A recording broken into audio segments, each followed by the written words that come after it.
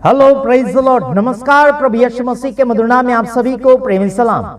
जैसे कि आप देख रहे हैं राष्ट्रीय जय शिव मानव सेवा, जैसे कि मैं गुजरात की धरती से बोल रहा हूं।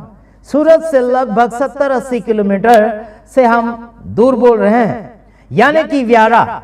समझ लीजिए, आप सभी का भला और आप सभी का विकास चाहने के लिए मैं लगातार आपके सामने परमेश्वर के वचन फरमाने के लिए कोशिश कर रहा हूं। परमेश्वर का नाम का धन्यवाद और शुक्रिया अदा कर रहे हैं। परमेश्वर आज जीवित और जीवितों की पृथ्वी पर है। आपके जीवन को आगे की ओर वो परमेश्वर बढ़ाना चाहता है।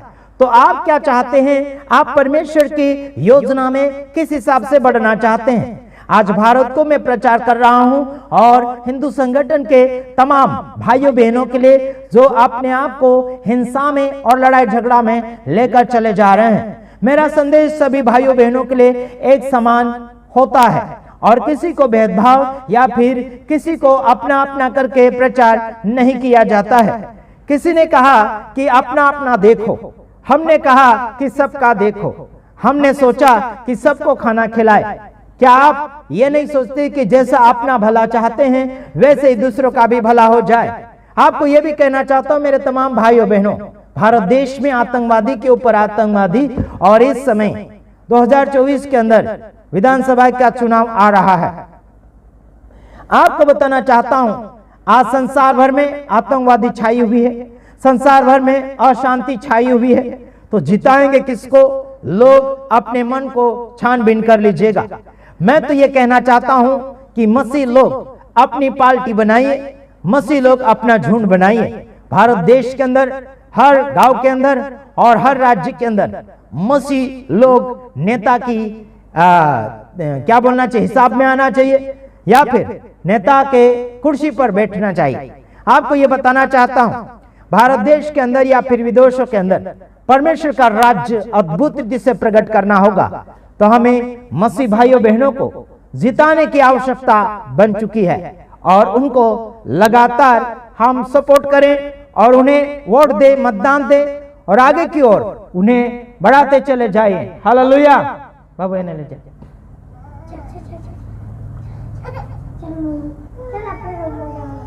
हालेलुया। तो आप क्या देख रहे हैं मेरे तमाम भाइयों बहनों?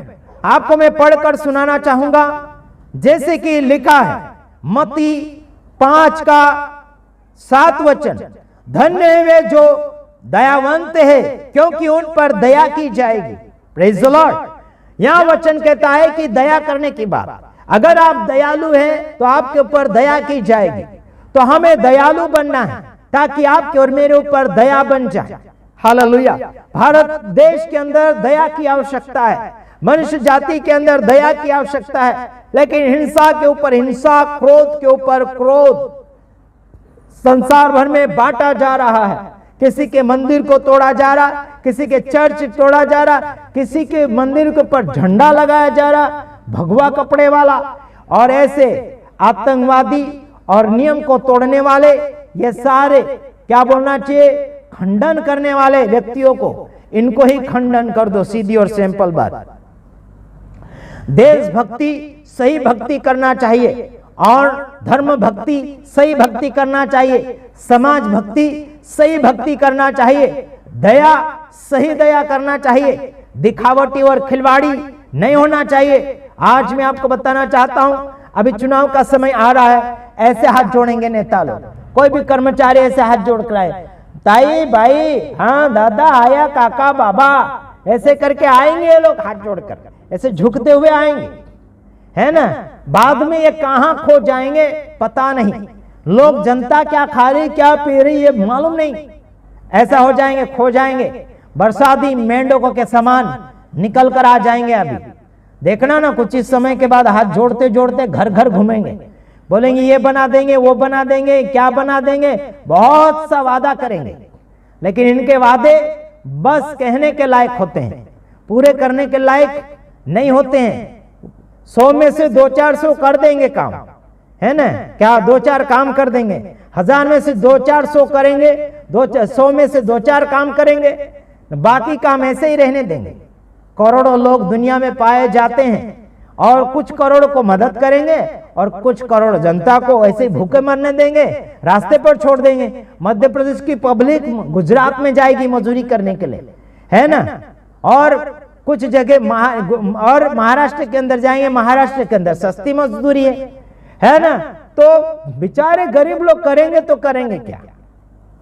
उनके ही गांव में कुछ न कुछ काम देना चाहिए, उनके राज्य में फलवंतता बढ़ना चाहिए। यहां लिखा है कि दया की जाएगी, दयावंत बनोगे तो दया की जाएगी। दया ही नहीं इंसान के जीवन में। हम तो दया सिखाते हैं लोगों को, धर्म परिवर्तन की बात हमारे बीच में आती ही नहीं है। हमने कभी धर्म को माना भी नहीं और मानेंगे भी नहीं।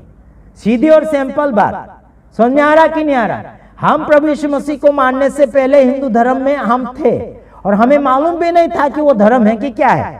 और जब हमने छानबीन किया तो वो तो धर्म था, और धर्म में तो कर्म नहीं है। सब दुष्टता और लड़ाई झगड़ा, पाप, गलती, वेश्यापना, गुंडागर्दी, गाली गलौज, वेशनपना, सब ऐसे गंदगी छाई हुई।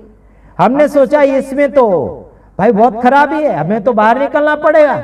हमने ढूंढना शुरू किया तो मसीहत मिली, ईसाई लोग मिले, उनमें अच्छाई मिली, तो फिर उसमें चले गए तो फिर झगड़ा करने लगे। हमें भी कई लोगों ने रोक टोक किया, कई पुलिस चौकी में हमने, है ना, अपने आप को जवाब देने के लिए वहां हाजिर होना पड़ा, है ना, वहां उनको जवाब देने के लिए हाजिर होना पड़ा, मार खाना पड़ा, जवाब क्या बोलना चाहिए, लज्जित होना पड़ा, उनके सामने भी झुकना पड़ा। क्या किया जाए? लेकिन जब हमने सत्य को जान लिया उसके बाद में जवाब देना हमने सीख लिया।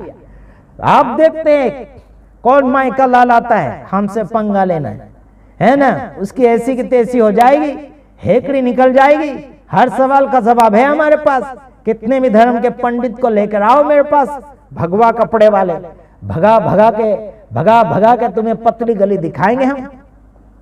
हाँ, ज्यादा होशियारी मत करना हम मसीह लोगों के ऊपर। आशीष राजकुमार मार नहीं खाता है, मार खाने वाले कोई और मसीह लोग होंगे। मसीह लोगों को अगर किसी ने सताया, हमारा खून बहुत गर्म, इतना याद रखना। फिर क्या हो सकता है तुम्हें पता नहीं। यहां देखो, हम दया करना सिखाते हैं, दया बनाना सिखाते हैं। आगे देखो, धन्य वे जो जिनके मन शुद्ध वे परमेश्वर को देखेंगे। हम परमेश्वर के साथ मुलाकात करवाने की बात करते हैं। यीशु मसीह ने ये पहाड़ी उपदेश में ये वचन कहे थे।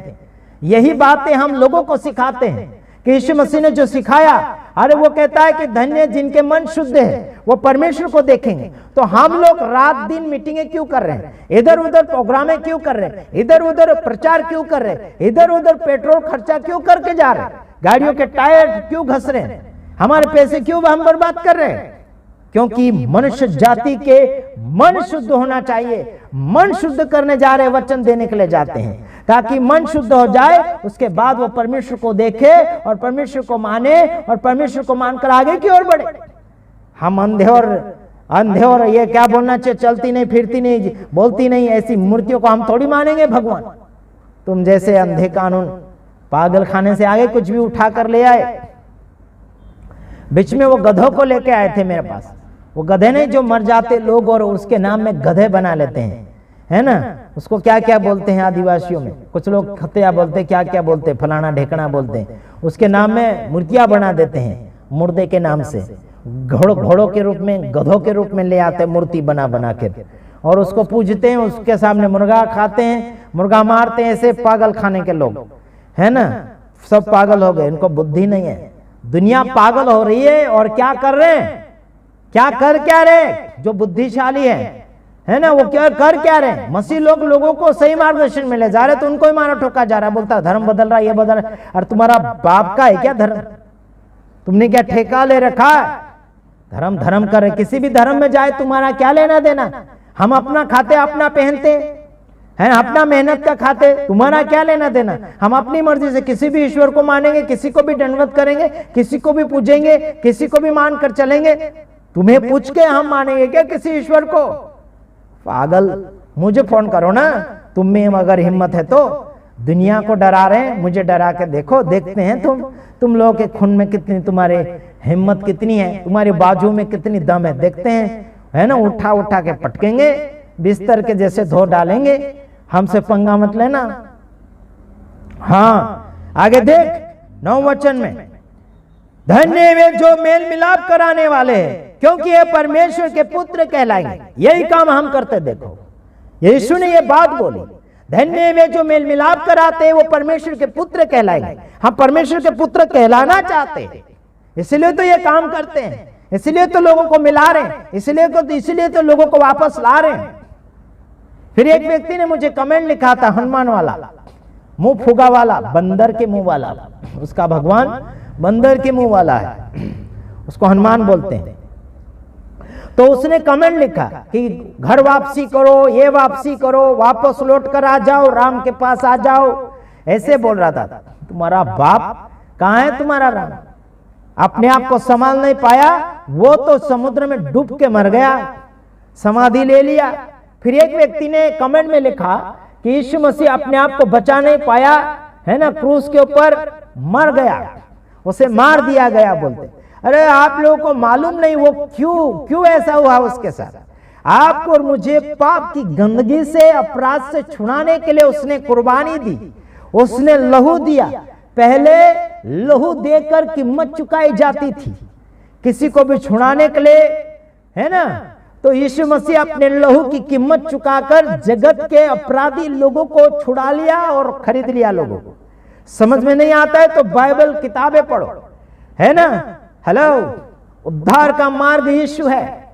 समझ में आता है कि नहीं आता मेरे तमाम भाइयों बहनों? किसी को बचाने के लिए किसी को कुर्बानी देनी पड़ती है, किसी को शहीद होना पड़ता है। तो यीशु मसीह दुनिया के लिए शहीद हुआ, यीशु मसीह दुनिया के लिए कुर्बान हुआ। ये तो पागल लोगों को मालूम नहीं है। फिर आ जाते, ये करते वो करते, फिर बोलते पागल। अरे जिसको बुद्धि नहीं उसको क्या कहा जाएगा? जिसको समझ शक्ति नहीं उसको क्या कहा जाएगा? ना समझ व्यक्ति, निर्बुद्धि और पागल खाने में इनको भर्ती कर देना चाहिए। फिर कहते हैं कि पास्टर है, सेवक है, प्रचारक है, तुम पागल कैसे बोलते हो? अरे बाबा, जो है सो है, उसको बोलना ही तो पड़ेगा। कुत्ते को कुत्ता बोलना पड़ेगा, जानवर को जानवर, गधे को गधा, सुअर को सुअर कहेंगे, चोर को चोर कहेंगे। जो है सो है उसको कहना ही पड़ेगा। हाँ जी, जानबूझकर इज्जत ढूंढने के लिए कोशिश मत करो मेरे यारों। हाँ, आगे देखो, समझ में आ रहा कि नहीं आ रहा मेरे तमाम भाइयों बहनों? 5वां वचन पढ़ रहा हूं, मत्ती 5:5 देख लो। हाँ, यहां लिखा, धन्य वे जो नम्र वे पृथ्वी के अधिकारी होंगे। धन्य वे जो नम्र है वो पृथ्वी के अधिकारी होंगे। दुनिया में तुम अधिकारी बनो, कोई कुछ भी प्रकार का आप पदवी लो, सरकारी कर्मचारी बनो, है ना, या फिर स्वर्गीय कर्मचारी बनो, जैसे हम स्वर्ग के कर्मचारी, हम भी तो अधिकारी है, आत्मिक पृथ्वी के अधिकारी। हालेलुया, आत्मिक पृथ्वी के अधिकारी, आत्मिक खेती के अधिकारी। आप और मैं परमेश्वर की आत्मिक खेती है, आत्मिक संसार है, आत्मिक जीवन है। हालेलुया, समझ आ रहा कि नहीं? दुनिया के अगर आप पृथ्वी के अधिकारी बनना चाहते, अलग अलग राज्य में अलग अलग पदवी, अधिकारी आप अपना ही अधिकारी जवाबदारी लीजिए। समझ में आ रहा कि नहीं आ रहा? कुछ लोगों ने कहा कि मसीह में कोई भी प्रकार की नेतागिरी मत करो, है ना। जो कह रहा है वो डरपोक व्यक्ति है। समझ में आ रहा कि नहीं आ रहा? ईमानदारी से करो। आपने जो ईमानदारी से यीशु मसीह को स्वीकारा, ईमानदारी बांटिए, कोई आपको रोक टोक नहीं करेगा। आगे बढ़िए, प्रभु के अनुग्रह में सामर्थ में बढ़िए। प्रभु आप सबके साथ है। गॉड ब्लेस यू, आमीन।